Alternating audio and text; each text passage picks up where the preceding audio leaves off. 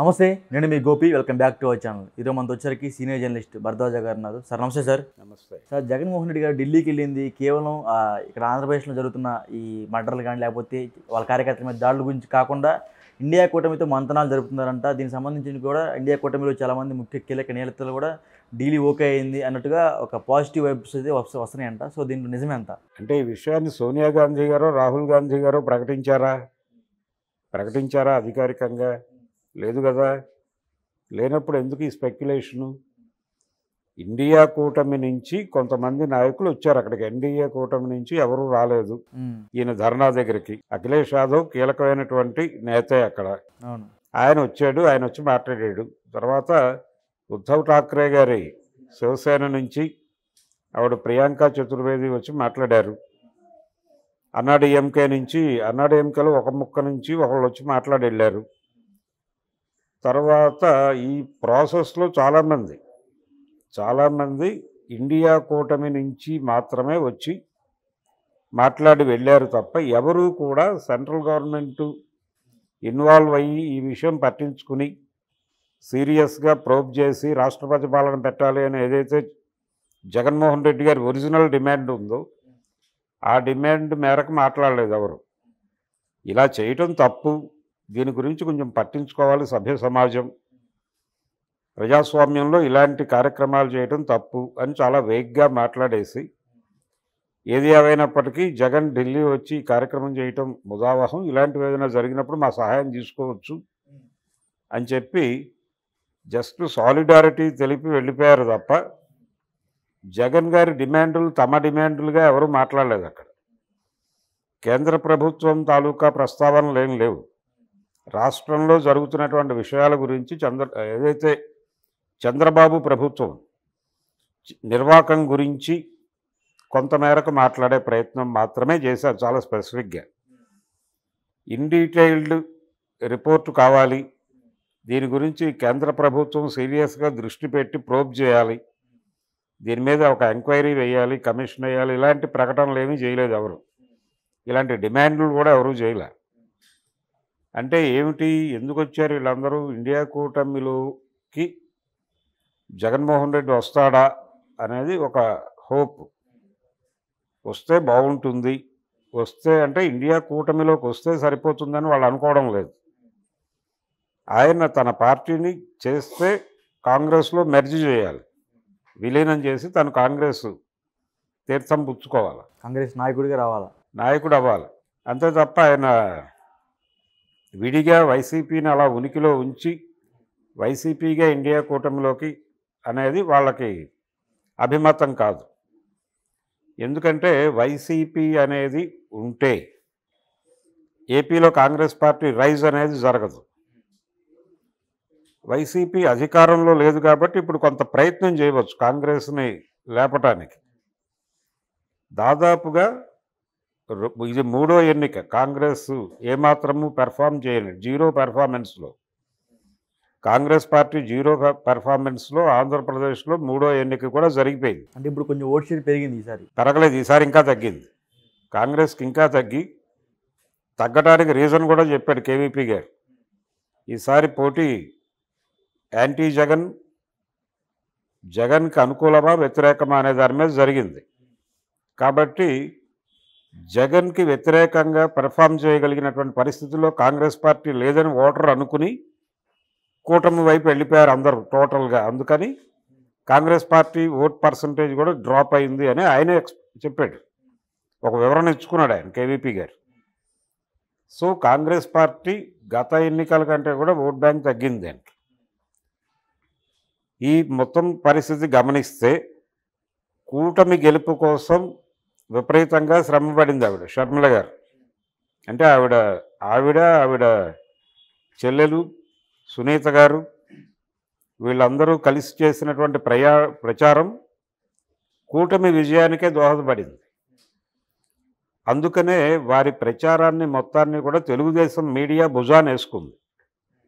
ఆంధ్రజ్యోతి కావచ్చు, ఈనాడు కావచ్చు, మరొక మాధ్యమం కావచ్చు, సోషల్ మీడియా ప్లాట్ఫామ్స్ కావచ్చు, టోటల్గా షర్మిల గారి లేకపోతే సునీత గారి ప్రసంగాలన్నింటినీ భుజాన మోసింది తెలుగుదేశం మీడియా. ఇది ఎవరికైనా అర్థమయ్యే విషయమే.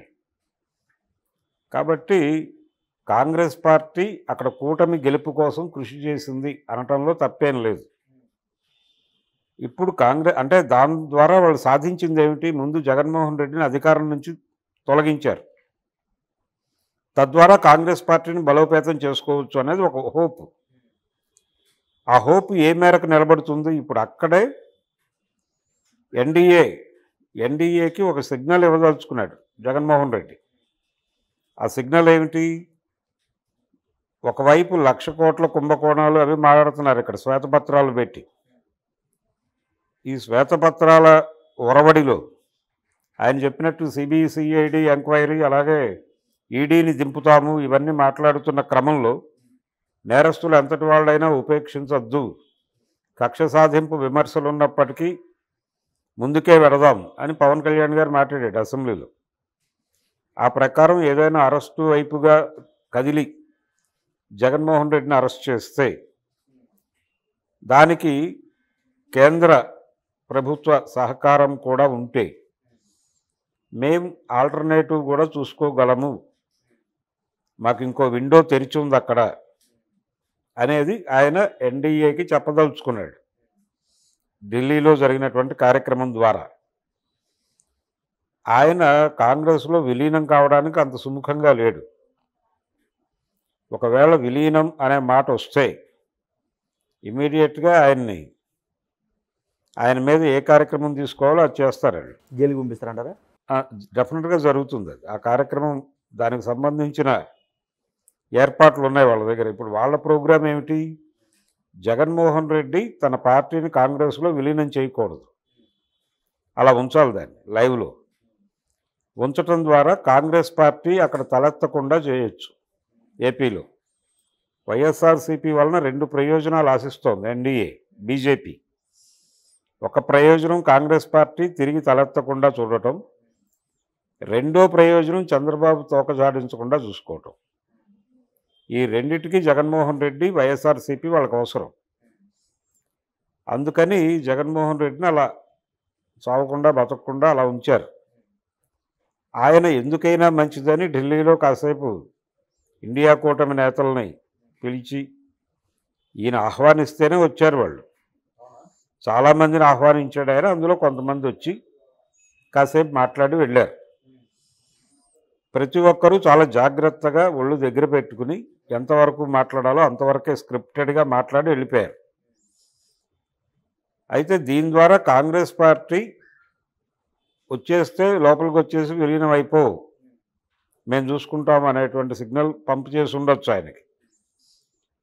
ఇప్పుడు ఆయన ఒకవేళ పార్టీని విలీనం చేస్తే, లేదు ఆయన ఇండియా కూటమిలోకి వచ్చేస్తే షర్మిల గారి పరిస్థితి ఏమిటి అనేది ఇంకొక గొడవ. ఆవిడ అక్కడ ఉంటుందా, లేకపోతే అక్కడి నుంచి లేచి తెలుగుదేశం పార్టీలో చేరిపోతుందా అని కూడా ఒక చర్చ జరుగుతోంది బయట. సో ఇప్పుడు జగన్మోహన్ రెడ్డి ఢిల్లీ కార్యక్రమం, జగన్మోహన్ రెడ్డి ఢిల్లీలో జరిపినటువంటి కార్యక్రమం తనని తాను ప్రొటెక్ట్ చేసుకోవటం కోసం జరిపినటువంటి కార్యక్రమం. ఆయన నిజానికి ఎక్కడ చేయాలి నిరసనలు? ఎక్కడ హత్య జరిగితే అక్కడ కలెక్టరేట్ దగ్గర కూర్చుని గొడవ చేయాలి. అది ఆయన చెప్పిన సిద్ధాంతమే, నేను చెప్తున్న సిద్ధాంతం కాదు. ఆయన సోనియా గాంధీతో ఎక్కడ డిఫర్ అయ్యాడు? ఓదార్పు యాత్ర అప్పుడు అందరినీ పిలిచి ఒక చోట కూర్చోబెట్టి ఓదార్చి పంపించే అంది ఆవిడ. ఈయనేమన్నాడు, అది మన సాంప్రదాయం కాదు, ఎవరైతే చనిపోయారో వారి ఇంటికి వెళ్ళి ఓదార్చడం మన సాంప్రదాయం అన్నాడు. ఇప్పుడేం చేస్తున్నాడు? హత్య జరిగిన చోట ఆందోళన చేయటం మన సాంప్రదాయం ఆయన చెప్పిన ప్రకారమే. అది మానేసి అన్ని హత్యలకి కలిపి ఢిల్లీలో వెళ్ళి నిరసన ప్రకటించి వచ్చేసాడు. అంటే సోనియా గారు చెప్పిన పద్ధతులు. అది కూడా ఎక్కడ జంతర్ మంతర్కి 10 జనపథ్కి పెద్ద దూరం ఏమి ఉండదు. అంటే కొంచెం మన ఏరియాకి వస్తున్నాడు ఇతను అనిపించి ఉండొచ్చు ఆవిడకి. అలా వెళ్ళి ఒకసారి పలకరించి వస్తాడేమో చూడండి అని కూడా చెప్పి ఉండొచ్చు. అందులో భాగంగా అఖిలేష్ యాదవ్ మరొకళ్ళు వచ్చి కాసేపు మాట్లాడి వెళ్ళారు, అంతవరకే. ఇది వాళ్ళ వేలో నుంచి. ఈయన వేలో నుంచి వీళ్ళు రావటం వలన ఎన్డీఏ కొంచెం స్పెషల్గా చూస్తుంది ఈ విషయాన్ని. జగన్ చేజారిపోతాడా అని అనుమానం వస్తే, అంటే వాళ్ళ ప్రోగ్రాం ఏంటి, వచ్చే ఎన్నికలు 29 ఎలక్షన్లో గెలుపు అనేది ప్రోగ్రాం. దానికి ఆంధ్రప్రదేశ్ నుంచి ఒక్క ఎంపీ కూడా అటువైపు వెళ్ళకూడదు. ఇప్పుడు వెళ్ళలేదు, వచ్చే ఎన్నికల్లో కూడా వెళ్ళకూడదు కాంగ్రెస్కి. దాన్ని కట్టడి చేయాలంటే జగన్మోహన్ రెడ్డి పార్టీ లైవ్లో ఉండాలి. తన మీద ఆధారపడుతున్నారు వాళ్ళు. ఇప్పుడు ఆయనకేం తక్కువేం లేవు. ఆయనకి ఇక్కడ అంటే రాజ్యసభలోనూ ఇక్కడ కలిపితే మంచి నెంబరే ఉంది ఆయనకి. దాదాపు 14-15 వరకు నెంబర్ వస్తుంది. 14 నెంబర్ ఉంది కదా ఆయనకి. ఇంకేమిటి, హ్యాపీయే కదా ఆయన జగన్మోహన్ రెడ్డి. సో ఆ బలాన్ని చూపించి ఎన్డీఏతో ఆయన గేమ్ నడుపుకొని ఏదో సేఫ్ అవుదామని చూస్తున్నాడు. నిజానికి 2014లోనే చంద్రబాబు నాయుడు చెప్పుంటాడు కదా అతన్ని కంట్రోల్లోకి తీసుకోమని. తీసుకోలేదు కదా బీజేపీ, అలా ఉంచింది కదా ఆయన లైవ్లో.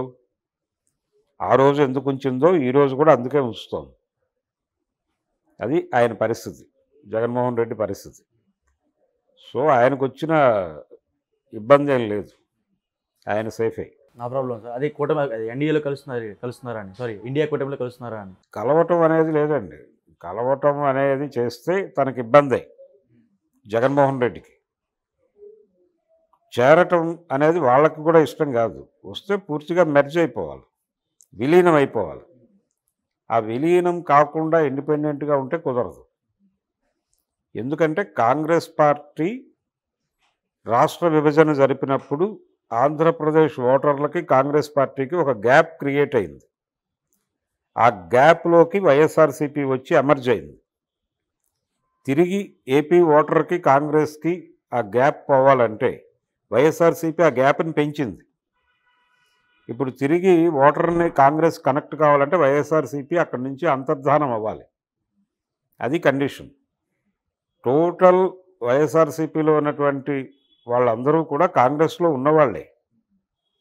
కాంగ్రెసే వైఎస్ఆర్సీపీగా అవతారం ఎత్తింది అక్కడ. ఇప్పుడు ఇది అవతార పరిసమాప్తి అని అంతర్ధానం అయితే అప్పుడు కాంగ్రెస్కి మళ్ళీ పునరుజ్జీవం వస్తుంది. ఇప్పుడు రామాయణంలో పరశురాముడు వచ్చి ఆ చాపం రాముడికి ఇచ్చేసి అంతర్ధానం అయిపోయినట్టు జగన్మోహన్ రెడ్డి రాహుల్ గాంధీ గారి చేతిలో చాపం ఉంచి అంతర్ధానం అయిపోతే ఓకే. అలా కాకపోతే ఎలా అనేది ఒక గొడవ ఉంది. ఈ జరుగుతున్నటువంటి చర్చలు, ఈ వ్యవహారం, మొన్న ఇండియా కూటమి నాయకులు వెళ్ళటం, ఇదంతా ఆవిడ సీరియస్గా గమనిస్తోంది షర్మిల. ఏదైనా జరిగితే ఏమిటి నా పరిస్థితి అనే ఆలోచనలో ఉంది ఆవిడ. ఆవిడ ముందు 2 ఆప్షన్స్ ఉన్నాయి. ఒకటి, వాస్తవంగా ఇది పొలిటికల్ గొడవ కాదు, ఆస్తుల గొడవే. ఆస్తుల గొడవ సెటిల్ చేసేసుకుంటే నేను కూడా నీతో కలిసిపోతాను అని ఒక సంఘీభావ కార్యక్రమం పార్టీ నాయకత్వం నుంచి మొదలుపెట్టించి సెటిల్మెంట్ చేసేసుకుని కూల్గా పార్టీలో అన్నచాటు చెల్లెలుగా ఆవిడ తిరిగి సాగిపోవచ్చు, ఏం కాదు. దానికంటే ఆవిడ తెలుగుదేశంలోకి వెళ్ళిపోతారేమో అని కూడా ప్రచారం జరిగిపోతుంది. ఎందుకు, అక్కడ ఇండియా కూటమి నాయకులు ఎక్కువ మంది వచ్చేసరికి తెలుగుదేశంలో చేరటం అనేది అది అంతిమ నిర్ణయం. చేర్చుకుంటాడు. ఆయనకు వచ్చిన నిజానికి ఆయనకి చాలా హెల్ప్ చేసింది ఆవిడ. ఆయన ప్రతి మీటింగ్లోనూ షర్మిల ప్రస్తావన లేకుండా ఏ ఎన్నికల ప్రసంగం లేదు చంద్రబాబుది. సో ఎన్నికల ప్రచారంలో జగన్మోహన్ రెడ్డి మీద షర్మిల గారి ఆయుధాన్ని వాడాడు ఆయన చంద్రబాబు. సో అంత చేసినప్పుడు పైగా ఆయనకి లాస్ట్ క్రిస్మస్ గిఫ్ట్ పంపించింది ఆవిడ.